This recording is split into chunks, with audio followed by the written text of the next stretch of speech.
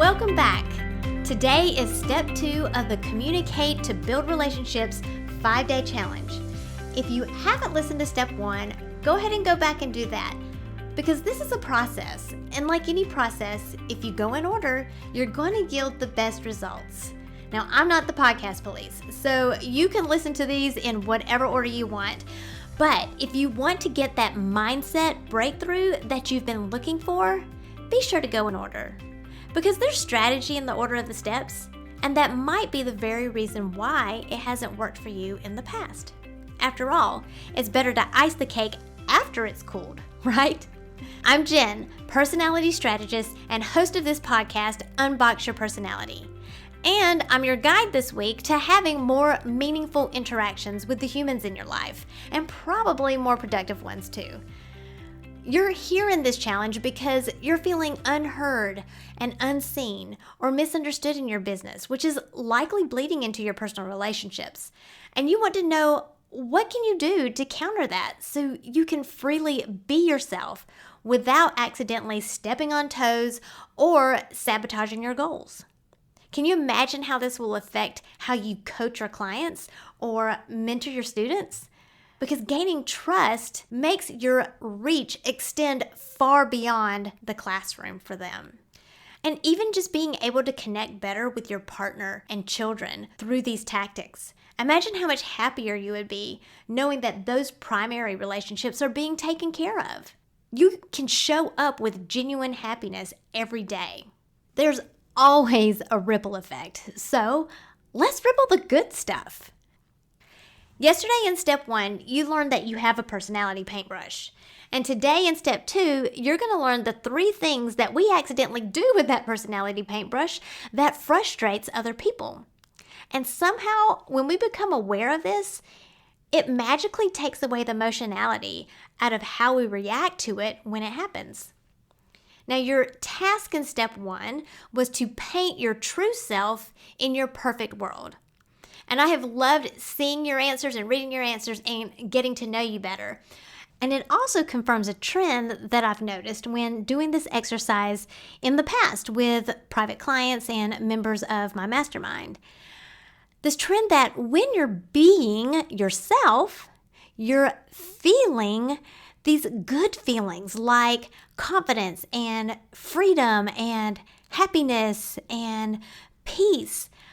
But each person is usually doing something different. For example, when Sally is being herself, she's happy when she's relaxing reading book after book after book. When Dan feels confident, he's out rock climbing every day. And then Susan feels at peace when she's connecting with people and building a community. And when Joe feels that sense of freedom, it's when he's connecting with nature or with animals. Everybody is different, but you all want the same feeling. You feel good when you're being your true self, and you want to know that being yourself is okay, that there's nothing wrong with you for being different, and that you make a difference, that you matter, and that happiness or freedom or peace or confidence, however it is that you define happiness, is actually possible without compromising who you are or what you value. And what it all boils down to is being acknowledged. We all want to be validated. The instant you are acknowledged, you feel seen, you feel heard, you feel known. You think, awesome, I'm not alone.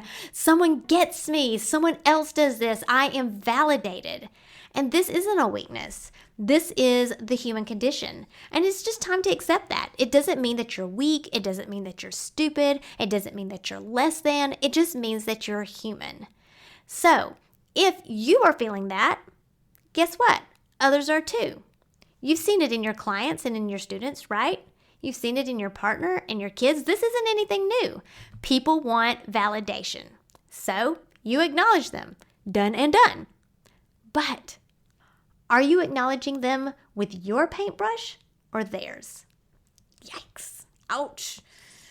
Honestly, I still catch myself red-handed in this all the time, especially if the day's been busy or stressful or these long stretches of these hermity, introverty days I've been having in quarantine. And then I go out in the world and it's like I forget how to people. And I catch myself acknowledging people with my paintbrush instead of theirs. Have you ever heard that piece of advice that family and marriage counselors give that goes something like, "What I hear you saying is," and then you paraphrase what you've heard that the other person is saying, and then you ask something like, "Is that correct?" Well, this is the marriage advice Terry and I were given when we hit a wall in our communication skills. It was right around the time when our elder son was diagnosed with autism, and we were both floored. With me as an Enneagram 7 and he as an Enneagram 9, those are both positive types. And so we really struggled with processing the emotional struggles of our situation. So long story short, it led to a lot of invalidation. I needed to know that I was doing the best I could in navigating our son's circumstances. And he needed to know that he was supporting me well. And neither of us were communicating that. And honestly, we really didn't have the energy or the attitude to do it well. So we were given this "what I hear you saying" script in order to acknowledge each other. And it's a great tool. It's a great place to start. But after a while, at least for Terry and me and our personalities, it started feeling a bit robotic and insincere. And what it boils down to is being seen or heard is a kind of a language, similar to the love language concept. Acknowledgement isn't a one-size-fits-all. We each have an acknowledgement language. So there are 3 things that we do to miss the mark when it comes to acknowledging others. We don't recognize, number 1, pace, number 2, attention, and number 3, boundaries. And what that means is we often don't recognize the pace at which people process information. We also don't often have their attention when we are acknowledging them. So they never hear it, therefore they never feel it. And then lastly, we often cross a boundary that creates tension. And not recognizing these 3 things are what leads people to saying things like, "You just don't get it," or feeling like there's something wrong with you or something wrong with the other person. And this can lead to a toxic environment, even if on the outside, everything looks hunky-dory. So let's start with pace. Depending on your personality, you either default to a fast-paced person or a slow-paced person. Now, there are some personalities that kind of hover in the center or go from one extreme to the other, and they do that by default. But I want to highlight the extreme cases here because it's that discrepancy that can be a huge eye-opener for you if you fall in one of those extreme categories, especially since stress can usually exaggerate this trait. For example, if a fast-paced person is communicating with a slow-paced person, under stress, it might make that slow person feel a little overloaded and cause them to slow down even more, or even shut down. And that might be misconstrued as avoidant, being passive, or standoffish. And vice versa, if it's the slow person that's communicating with the fast-paced person and there's stress involved, it may cause the fast-paced person to jump ahead and try to connect pieces of the ideas together. And that might be misconstrued as making assumptions or being overbearing or impatient. Now, I want to clarify here. I'm not talking about willful malice here. I'm talking about these subconscious blind spots that every human has. These are the primal patterns and behaviors of our personality. But sometimes it can be misconstrued as willful. And that's the piece of the magic that when we realize that, it helps us conjure up more compassion and empathy for others because we are all guilty of it. We're all guilty of being experienced in a way that was not our intention. However, it can be exhausting to constantly adjust yourself to the needs of other people. Am I right? Besides, it isn't healthy or appropriate. Now, remember when I said at the end of step 1 that the answer is you? So today I want you to take a moment to think about your own pace. And for simplicity's sake, just focus on when you're solving a problem. So when you're solving a problem, do you prefer to take your time to process things deliberately? Are you more contemplative, possibly slower to draw conclusions or make decisions or to initiate action? Or do you quickly make decisions and make these connections and jump from idea to idea or task to task and possibly impulsively act in order to keep moving forward, and maybe even preferring the big picture over details? Which one do you resonate with? Post that in the group or send me an email or DM on Instagram and let me know which pace style you resonate with. Remember, this isn't a weakness, so be honest with yourself as to which pace you think you subconsciously default to when you're in problem-solving mode. And try to just choose one, even though I know that there are some personalities that go from one extreme to the other, and they do that by default.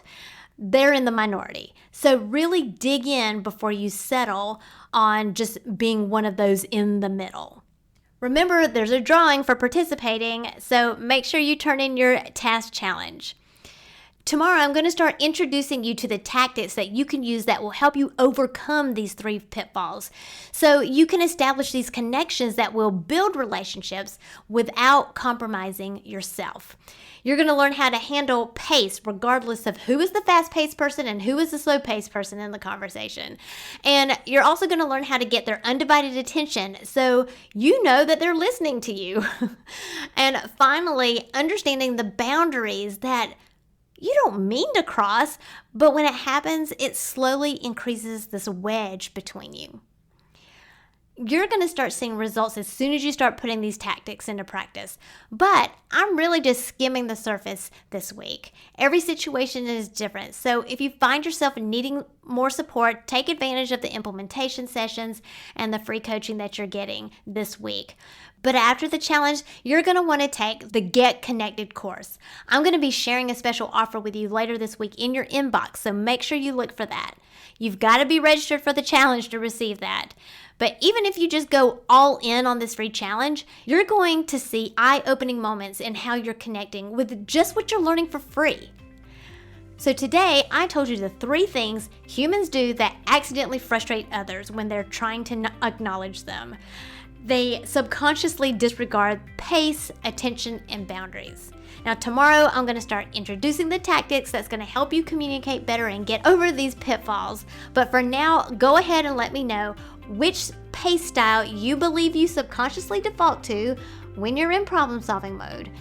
Slow-paced or fast-paced? Post it in the group, send me an email or a DM on Instagram, and let me know which pace style you resonate with the most. And I'll see you tomorrow.